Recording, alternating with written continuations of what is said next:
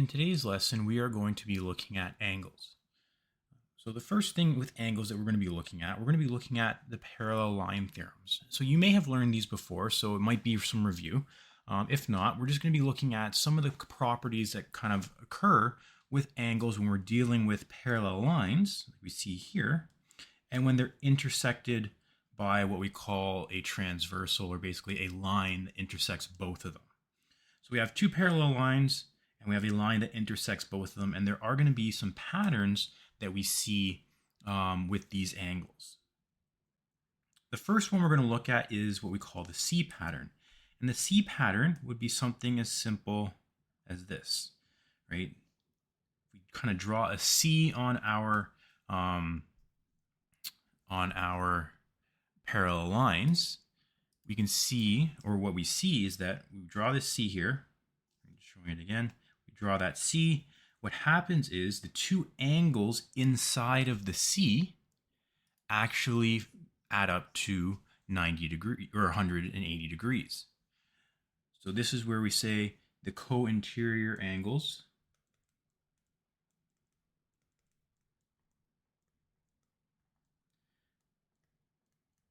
add to 180 degrees. So in this case, angle 6 plus angle 4 equal 180 degrees. So those two angles add up to 180 degrees. Now there are different C's that we could make. Right? We could make a C normally that we see kind of this way. We could also do it in reverse, and then 5 and 3. So angle 5 plus angle 3 would also equal 180 degrees. Right? So there are different, the letters don't have to be exactly as we see them. They can be reversed. But the idea is that the two inside or the two co-interior angles add to 180 degrees.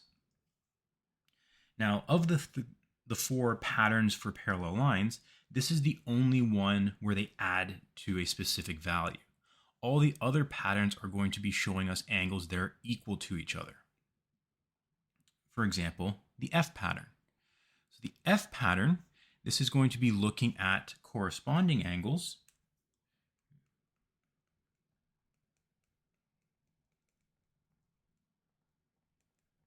And if you can take a guess based off the last one, this is where we draw a pattern that is shaped like an F. So if I draw an F, you kind of see there, the corresponding angles are going to be the angle for the top one and the angle at the bottom. So those two angles are the ones that we're dealing with when we're dealing with corresponding angles. So in this case, we're talking about angle 8 and angle 4.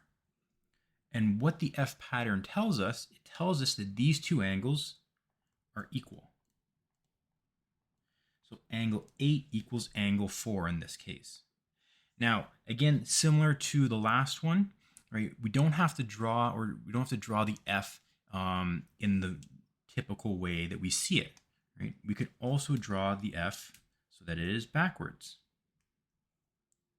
And in this case, angle 3 would equal angle 7. I could also draw it upside down. So if I were to flip it and draw an F this way, angle 1 and angle 5 would be equal. And I could flip it the other way. Right, so it's flipped, it's upside down. Angle 6 and angle 2 are equal. So many different ways that we can draw the F pattern. It doesn't have to be the exact same way as we typically see an F, but the idea is if we draw an F, the corresponding angles are equal. So let's draw the original one in just so we at least have that for when I print off the notes. So those two angles are equal. The Z pattern is, again, same kind of idea. We're going to basically draw a Z. And here we say the alternate angles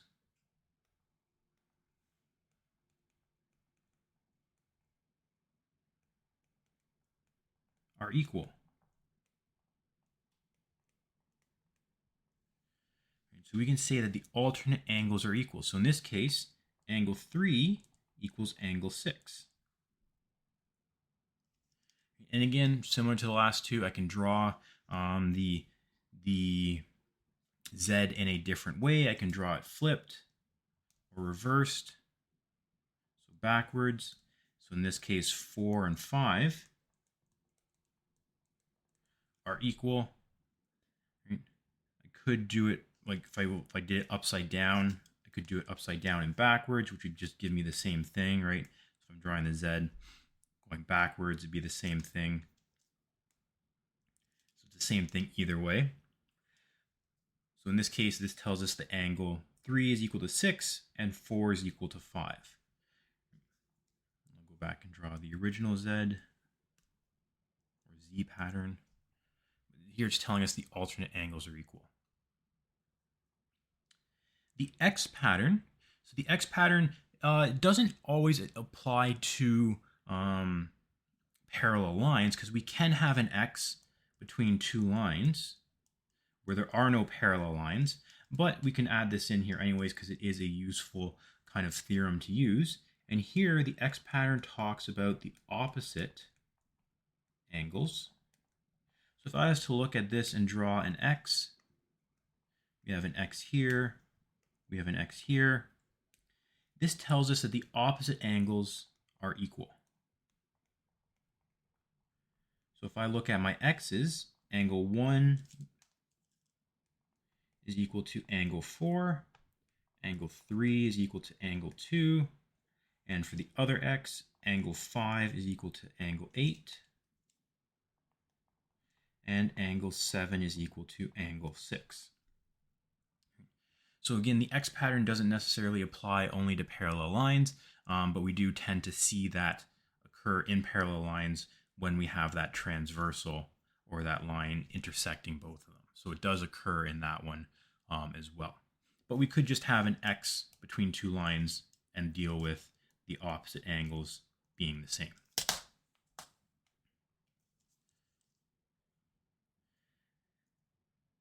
Looking at polygons, so there are different things that we could look at when we're dealing with polygons. In this case, what we're going to be looking at is just a relationship between the sum of the interior angles.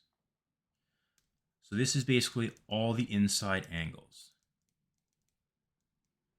So any type of shape, if I was to add up all the inside angles, it should equal a specific value, right? We know our traditional ones, right? A triangle is 180 degrees, a square or four sides is 360, and so on. These two should be kind of the more common ones, but there are polygons or shapes that have more than 3 and 4 sides. So we need to figure out, okay, is there a relationship? And we would have looked at an investigation in class looking at the different shapes, and we should have come up with an equation of either the sum of the angles is equal to 180 times n, which is the number of sides, minus 2, or if we want to simplify that, the sum of the angles is equal to 180 times the number of sides, minus 360. So the S just refers to the sum, and the n refers to the number of sides. So if I want to find the sum of the interior angles, or what do all the angles inside a polygon with a specific number of sides adds up or works out to, I can use this formula. It's the same formula, one's just been expanded. For exterior angles, so when we're looking for the sum of exterior angles, this is all outside angles.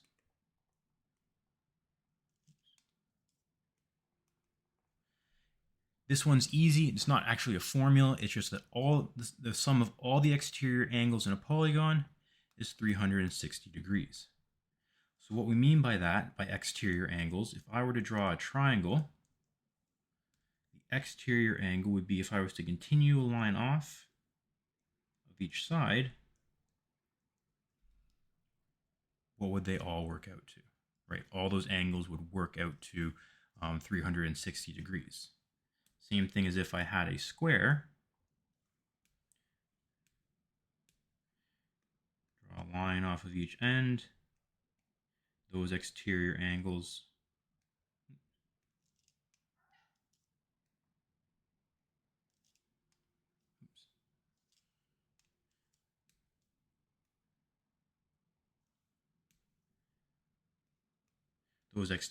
would all add up to 360. So regardless of the shape or the polygon or the number of sides, all the outside angles are always going to add up to 360 degrees.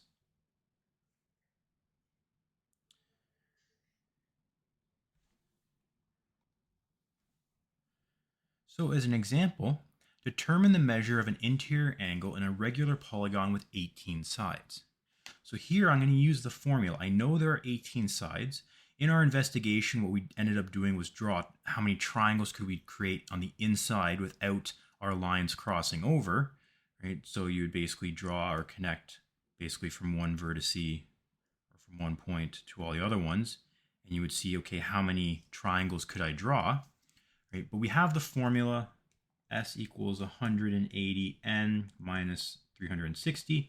You could use the other one, but this one saves me a little bit of work.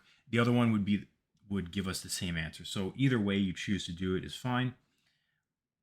18 sides, so that tells us that N equals 18. So I plug that into my formula. 180 times 18 minus 360. I get 3,240 minus 360. I get 280 or 2,880 degrees. So the sum of all these angles, right? So this angle plus this angle plus this angle and all the way around adds up to 2,880 degrees. Now the one thing we want to keep in mind with this is that it's talking about a regular polygon. So what this means is that all angles are the same.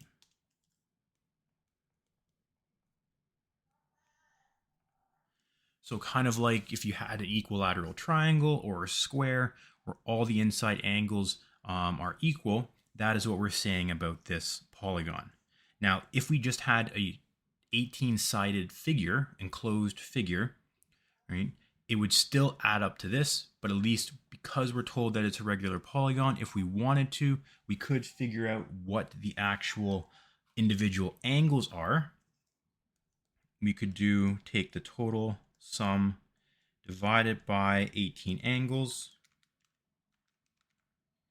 and we get that each angle is 160 degrees. So if we're told that it's a regular polygon, we should be able to figure out the actual interior angles.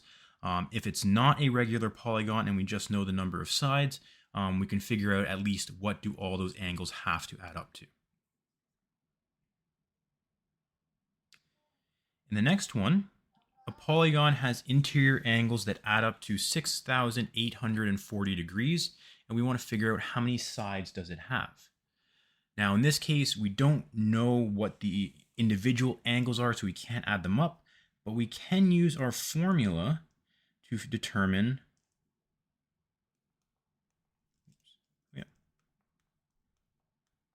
the number of sides. So we want to find out what does our N equal. We are told what they all add up to. So this is our S value. So we're going to plug this value in and we're going to solve for N. So this is a two-step equation similar to a linear equation, you might say, where we can solve for N. So I'm going to move the 360 over. We're going to add 360 to both sides. I get 7,200 is equal to 180 times N. I'm going to divide both sides by 180. And I get 40 is equal to N.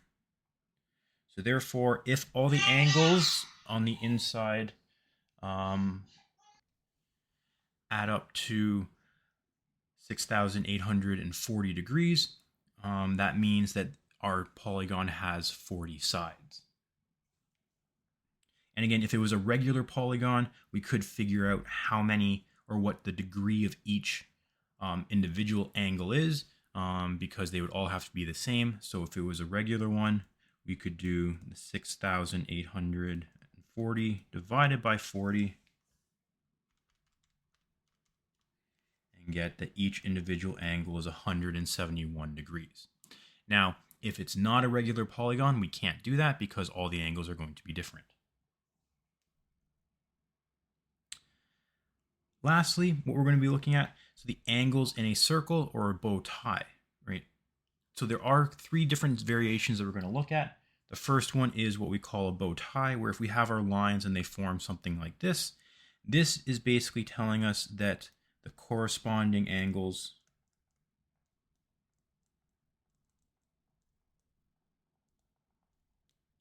are equal. Right? So it's almost like we have two triangles that are exactly the same, and the corresponding angles are equal, or they're the same. Right? So these two angles here would be the same, the two at the bottom would be the same, and based off of our opposite angle theorem, these two angles would be the same as well. The other theorem is what we call the star trek, or you might consider it an arrowhead, based on the shape. So we have what we call an arrowhead or a star trek symbol here, and we have two angles that we're referring to. Right? So the angle, the central angle, this angle here, is going to be double this outside angle. So the theorem here is that the angle on the inside, or the angle at the center,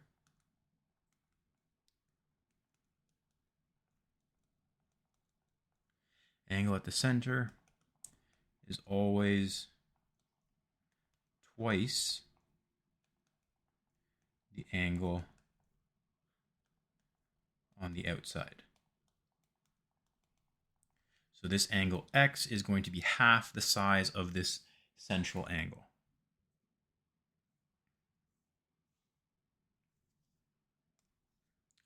And lastly, the right angle, right? So this would be where we have a triangle that comes off of a right angle, or triangle where the one side is the diameter. So we have our diameter, which is one side of our triangle. So that means that this angle is going to be 90 degrees, and it's always going to be 90 degrees. So if you have, or the diameter is the base,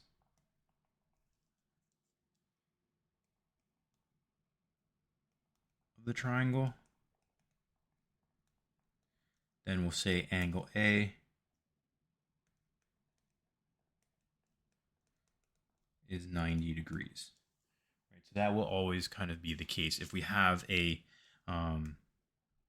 triangle where one of the sides, you can consider it the base, the hypotenuse, whatever you want to call it, is the diameter, then the angle across from it will be a 90-degree angle, or basically a right angle. So just some examples. So if I'm looking, trying to find the missing angle, angle ADB. So ADB, the middle letter D, that tells us the vertex of the angle we're looking at. So we're looking at this angle, and we can see, or hopefully we see, that it does form kind of an arrowhead. So that means that angle ADB is angle ACB divided by 2, or half of the angle, based on our Star Trek symbol theorem. So 82 divided by 2 gives us 41 degrees.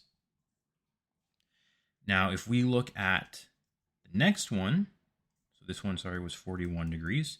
If we look at the next one, AEB, So from A to E to B, this angle here, it's a similar shape, right? It's another arrowhead with the central angle or Star Trek symbol is 82. So it's the same thing of angle ACB divided by 2, or 82 degrees divided by 2, and we get 41 degrees. So in both cases, these two angles are equal.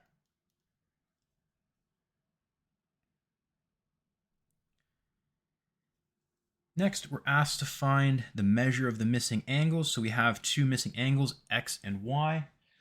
In our first one for x, we actually have to figure out what that is, but we can because x plus 135, I'll do this off to the side, x plus 135 has to equal 180 degrees. Now we didn't talk about this, but if we have a straight line, which we do here, the angles that make up that straight line have to equal 180 degrees. So in this case, angle x is going to have to equal 180 degrees minus 135, which is 45 degrees. So angle x is 45 degrees, and hopefully we recognize this bow tie shape in our circle, because that then tells us that angle x and angle y are corresponding angles, so they're going to equal the same thing. So angle y is actually also going to equal 45 degrees. And then in our last example, we're given this triangle. We want to find the measure of ACB, so we're looking for this angle here. But because this is a triangle where the base is the diameter, it goes through the center of our circle. That means that angle ACB has to be 90 degrees. So this angle is actually a right angle based off of our theorem. So that was kind of a quick overview of a lot of the different angle theorems that you might come across. Again, hopefully some of them are kind of familiar. Some of them might be new. Specifically the circle ones, the ones that we just looked at, as well as the formula, if we scroll back up, the formula to figure out what the sum of interior angles are in different polygons. But again, just make sure you're comfortable with determining the measure of different angles and using these theorems to find missing angles.